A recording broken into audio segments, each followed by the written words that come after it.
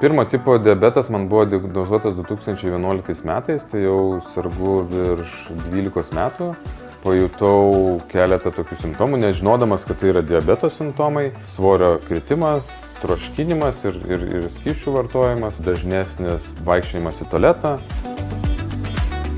Teko suprasti, kad tu turi diabetą, ko aš nepavadinčiau liga, bet sakyčiau, gyvenimo būdas, kuris tau sąlygoja, kad tu turi labiau pasižiūrėti mitybą, biškį pradėti skaičiuoti, ką valgai, kad atitinkamai galėtum pasiskaičiuoti, kiek reikia susileisti insulino tam suvalgytam kiekiui maisto.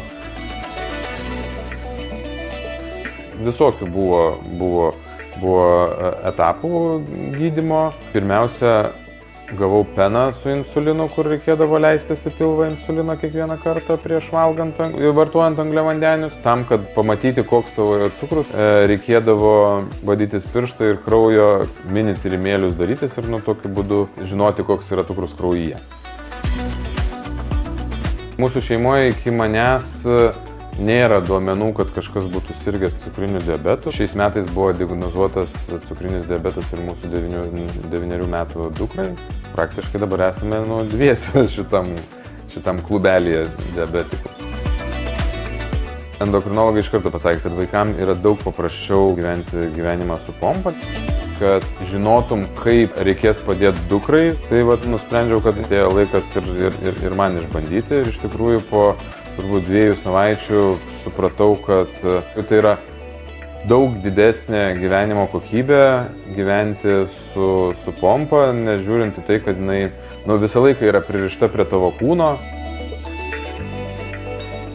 Šita pompa turi kelias pagrindinės funkcijas. Tu nuotoliu gali stebėti telefone cukraus kiekį kraujyje, tada jinai automatiškai, esant cukraus kritimui, stabdo papildomą leidimą insulino.